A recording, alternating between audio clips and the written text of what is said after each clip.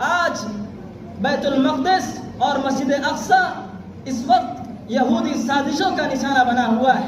یہ وہی مسجد ہے جو مسلمانوں کا قبلہ اول ہے۔ جس وقت کعبے کی طرف نماز پڑھنے کا حکم نہیں ہوا تھا، اس سے پہلے مسلمانوں نے مسجد اقصی کی طرف اور بیت المقدس کی طرف اپنا قبلہ بنا کر اللہ کے حکم کے مطابق نماز پڑھا۔ پھر اسی زمانے سے یہ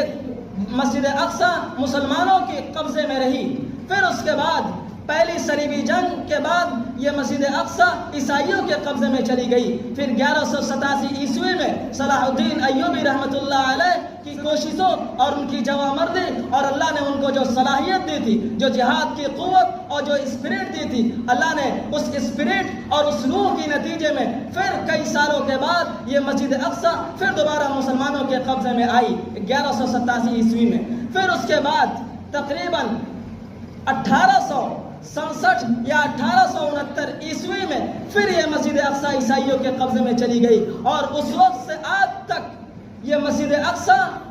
عیسائیوں کے اور یہودیوں کے قبضے میں ہے۔ ان کا کہنا یہ ہے مسلمانوں نے اس مسجد کو معبد سلیمانی کو گرا کر کے بنایا تھا، اس بنیاد پر وہ مسجد اقصی کو قبضہ کرنے کے لیے اور اس مسجد اقصی کو شہید کرنے کے درپے ہے۔ اس لیے اس بات کو خوب اچھی طرح سمجھیے، یہ مسجد اقصی یہ صرف فلسطین والوں کا مسئلہ نہیں، وہاں کے آباد لوگوں کا مسئلہ نہیں، اور وہاں کے آس پاس کے لوگوں کا مسئلہ نہیں۔ یہ مسجد اقصی مسلمانوں کا شعار ہے، یہ مسلمانوں کا قبلہ اول ہے، یہ محمد عربی صلی اللہ علیہ وسلم کی وہ جگہ ہے جہاں سے آپ صلی اللہ علیہ وسلم نے اس رات میں جس رات میں آپ کو معراج کا سفر کرایا گیا، اسی مسجد میں محمد عربی صلی اللہ علیہ وسلم نے تمام انبیاء علیہ السلام کی امامت فرمائی اور وہاں سے معراج کا سفر شروع کیا۔ یہ وہ مسجد ہے جس کو عمر ابن خطاب رضی اللہ عنہ نے اپنے ہاتھوں سے بعد کے زمانے میں تعمیر کیا۔ یہ وہ مسجد ہے جس کو سلطان صلاح الدین ایوبی نے بڑی کوششوں کے بعد، بڑی جوامردی کے بعد، نہ جانے کتنی جانوں کو شہید کرنے کے بعد مسلمانوں کے قبضے میں دوبارہ واپس لایا تھا۔ اس مسجد کو آج یہودی طاقتیں، یہودی سازشیں، یہ مسجد آج یہودی طاقتوں کے نشانے میں ہے، اور وہاں کے لوگ، وہاں کے مسلمان، وہاں کے مومن جوامرد، وہاں کے بچے، وہاں کی بچیاں، وہاں کی عورتیں، وہاں کے مرد اس مسجد کی حفاظت میں اپنی تن من دھن کی بازی لگائے ہوئے ہیں پوری طرح۔ آپ سوچئے اور وہاں کے ویڈیو دیکھیے تو آپ کو تصور ہوگا، ایک وہ مسلمان ہے، وہ بھی اسی دور کے مسلمان ہے، وہ کوئی 1400 سال پہلے اور محمد عربی صلی اللہ علیہ وسلم اور صحابہ کرام اور تابعین کے زمانے کے مسلمان نہیں، وہ بھی اسی زمانے کے، جس زمانے میں ہم جی رہے ہیں، جس زمانے میں ہم نے اپنی خواہشات موبائلوں کے ذریعے سے پورا کرنے کو بنا لیا ہے، جس زمانے میں ہم نے غیبت، چغلی اور نہ جانے کیسی کیسی برائیوں میں اپنی پوری زندگی گزارنے کا فیصلہ کر لیا ہے، وہ اس زمانے کے مسلمان مسجد اقصی کی بات کے لیے، وہ ہمارا بھی مسئلہ ہے، وہ ہماری بھی مسجد ہے، وہ ہمارا بھی شعار ہے، لیکن ہم اس کے لیے نہ جان کی بازی لگا سکتے ہیں، جان کی بازی تو دور، اپنا مال کا بھی نذرانہ اس کے لیے پیش نہیں کر سکتے، اور اس سے اور اگر نیچے درجے پہ آئے تو ہمیں تو یہ بھی معلوم نہیں کہ مسجد اقصی کیا ہے، تو کہاں سے ہم اس کے لیے دعائیں کر سکتے ہیں؟ آپ سوچئے کہ اس زمانے کے مسلمان، اس زمانے کے مومن مرد، اس زمانے کی مومن بچے اور بچیاں اس مسجد اقصی کی حفاظت کی خاطر اپنے خون بہا رہے ہیں، روز کے روز کی خبریں ہیں، اور وہاں کی فوج اور وہاں کی یہودی طاقتوں کی آنکھوں میں آنکھیں ڈال کر چھوٹے چھوٹے بچے انگلیوں کا اشارہ کر کے ایسے بات کرتے ہیں جیسے کوئی مجاہد ان سے بات کرتا ہو۔ یہ اس لیے ہم آپ کو بتا رہے ہیں کہ اسلام کا شعار ہے، اگر وہ مسجد اقصی شہید ہو گئی خدا نہ خواستہ تو اسلام کا ایک شعار ہمارے ذہن و دماغ سے ختم ہو جائے گا۔ اس لیے اس مسجد کی حفاظت کی ذمہ داری یہاں کے ایک ایک مرد اور یہاں کے ایک ایک مسلمانوں کے ذمہ فرض ہے، چاہے وہ مسلمان کسی بھی خطے کا ہو، چاہے وہ فلسطین کا ہو یا وہاں سے باہر کا ہو، ہر ایک کا فرض ہے۔ جس طرح کعبۃ اللہ کی حفاظت کی نگرانی اور اس کی ذمہ داری ایک ایک مسلمان کا فرض ہے، اسی طرح مسجد اقصی کی حفاظت کی ذمہ داری چاہے وہ مال کے ذریعے سے ہو، چاہے جان کے ذریعے سے، چاہے دعاؤں کے ذریعے سے ہو، ایک ایک مسلمانوں کا فرض ہے۔ اس بات کو اپنے ذہن و دماغ میں بیٹھائیے، لیکن بتانا یہ مقصود ہے کہ وہ مسلمان جو مسجد اقصی کی حفاظت کی خاطر، اس کو بچانے کی خاطر دن رات لگے ہوئے ہیں اور اپنی جانوں کی نذرانے اور اپنے خون تک بہا رہے ہیں۔ آج کیا ہم اس جگہ پر بیٹھ کر، اس علاقے میں، اس بستی میں، اس محلے میں رہ کر جو ہماری اپنی مسجد ہے،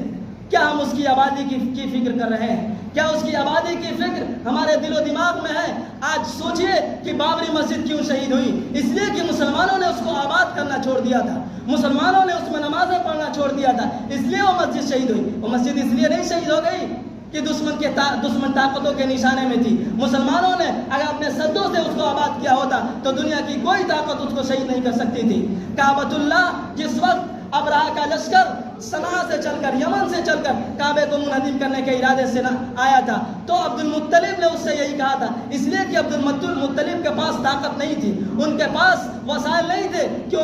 وہ کعبۃ اللہ کی حفاظت کر سکے۔ انہوں نے کہا کہ اس گھر کا ایک رب ہے جو اس کی حفاظت کرے گا، لہذا اللہ کی طرف سے انتظام ہوا کہ ابابیل پرندوں نے اپنی چونچ سے ایسے کنکریاں گرائی کہ ہاتھی جو دنیا کی طاقتور ترین جانوروں میں شمار ہوتا ہے، جب وہ کنکریاں ابابیل پرندے کی چونچ سے گر رہی تھی تو ہاتھیوں کو اور وہاں کے انسانوں کو ایسا لگ رہا تھا کہ کوئی بم گرا رہا ان کے اوپر۔ تو کعبۃ اللہ کی بات اللہ نے اس لیے کر دی کہ ان کے پاس وسائل نہیں تھے بات کرنے کے۔ مسلمانوں کے پاس اس ملک میں وسائل تھے کہ وہ بابری مسجد کو شہید ہونے سے بچا دے، لیکن مسلمانوں نے اس کو شہید ہونے سے نہیں بچایا، اس کو آباد نہیں کیا۔ اسی طرح آپ سوچئے اگر وہاں کے لوگ مسجد اقصی کی حفاظت میں لگے ہوئے ہیں، اگر ہم نے اپنی مسجد کو آباد نہ کی اور ہم نے اپنے سجدوں سے اپنی مسجد کو آباد نہ کی تو میں اس کا امکان نہیں جتاتا کہ یہ مسجدیں ہمارے ہاتھوں سے چلی جائیں گی۔ لیکن آپ سوچئے اگر اس کو آباد نہیں کیا تو وہ دن دور نہیں کہ مسجدیں بھی ہمارے ہاتھوں سے چلی جائیں ایک ایک کر کے۔ اور کوئی دور کی بات نہیں، اس وقت کی جو حکومت ہے ان کا پورا نشانہ یہی ہے کہ کس طرح مدارس کو منہدم کر دیا جائے، مساجد کو ختم کر دیا جائے۔ اور آپ کو معلوم ہوگا کہ ان کو اذانوں سے دقت ہے، وہ کس لیے؟ یہ ابتدا ہے اس بات کی کہ وہ چاہتے ہیں کہ اذانوں پر پابندی لگائیں، پھر مسجدوں پر پابندی لگائیں۔ آپ سوچئے کہ ایک زمانہ وہ تھا آج سے کچھ سالوں پہلے کا کہ ہم کھلی جگہوں میں نماز پڑھنا چاہیں تو ہمیں پوری آزادی تھی، کوئی نہیں روکتا تھا، بلکہ لوگ ہماری مدد کے لیے اور ہمارے معاون ثابت ہوتے تھے، وہ ہمیں اپنی جگہ چھوڑ دیتے تھے نماز پڑھنے کے لیے۔ اگر آج ہم کھلی جگہ میں نماز پڑھنا چاہیں، یو پی کی حکومت نے اس بات کا اعلان کر دیا کہ آپ کھلی جگہ میں نماز پڑھنا چاہیں تو نہیں پڑھ سکتے ہیں۔ تو یہ دن کہاں سے دیکھنے کو آ گئے؟ آخر یہ دن کیوں دیکھنے کو ملے؟ اس لیے کہ ہم نے کوتاہی کی، ہم نے سستی کی، ہم نے مسجدوں کو آباد کرنے کی کوشش نہیں کی۔ ہم اپنے نوجوان بھائیوں سے، اپنے بزرگوں سے، اپنے چچاؤں سے یہی التماس کریں گے، یہی گزارش کریں گے کہ آج موقع ہے، یہ مسجدیں ہماری اپنی ہیں، اللہ ہم کو اپنے سے قریب دیکھنا چاہتا ہے، پھر ہم کیوں دور جانا چاہتے ہیں؟ اگر ہم نماز پڑھ لیں، مسجدوں کو آباد کر لیں تو اس میں کیا دقت ہے؟ اس لیے اس بات کی کوشش کریے، وقت نکالیے، اور وقت نکالنے کا موقع ہے اس وقت جبکہ اسلام کا شعار اور پورا اسلام اور بلکہ اہل اسلام اور اہل ایمان دشمن طاقتوں کے نشانے پہ ہے۔ وہ ہزاروں معبودوں کے پجاری، لاکھوں اور سینکڑوں معبودوں کے پجاری ایک جگہ جمع ہو گئے صرف اسلام کو نقصان پہنچانے کے لیے، مسلمانوں کو نقصان پہنچانے کے لیے وہ سب ایک جٹ ہو گئے۔ لیکن ہم ایک اللہ کے پوجا کرنے والے، ایک اللہ کو ماننے والے اب آپس میں قبیلوں میں بٹے ہوئے، ذات پات میں بٹے ہوئے، مسجدوں کے اعتبار سے بٹے ہوئے ہیں۔ اس لیے کم سے کم ایسے ماحول میں اور ایسے موقع پر تو ہم اپنے اندر بیداری لائیں جبکہ پوری طاقت، پوری حکومت ہمارے خلاف ہے، اور ہم ہیں جو اپنے نفس کی اتباع میں لگے ہوئے ہیں، اور ہم ہیں کہ اپنے بھائیوں کے خلاف لگے ہوئے ہیں، اپنے بھائیوں کے خلاف کیچڑ اٹھانے میں لگے ہوئے ہیں، اپنے بھائیوں کی دشمنی میں لگے ہوئے ہیں، اور اپنے بھائیوں کو زیر کرنے میں لگے ہوئے ہیں۔ اس لیے اس بات کی ضرورت ہے، اور آخری التماس یہی کریں گے کہ کم سے کم رمضان المبارک کا آخری اشرا چل رہا ہے، اب کچھ ہی دنوں میں یہ مبارک مہینہ بھی چلا جائے گا۔ اپنے آپ کو مسجدوں سے جوڑیے اور اللہ سے لو لگائیے، اللہ سے اپنا کنیکشن اور اپنا تعلق جوڑیے۔ اللہ تعالیٰ سے دعا ہے کہ اللہ تعالیٰ ہم سب کو مسجد آباد کرنے کی توفیق عطا فرمائے، اور مسجد اقصی کے لیے بالخصوص دعائیں کرے انسان ہر وقت اور ہر نماز میں اس مسجد کو یاد کرے۔ جو لوگ وہاں کے لیے کوششیں کر رہے ہیں اس کی حفاظت میں تن من دھن کی بازی لگائے ہوئے ہیں، اللہ تعالیٰ ان کو کامیاب کرے، اور جو ان میں سے چلے جائیں اللہ تعالیٰ ان کو شہید کا درجہ نصیب فرمائے۔ آمین وآخر دعوانا ان الحمد للہ رب العالمین۔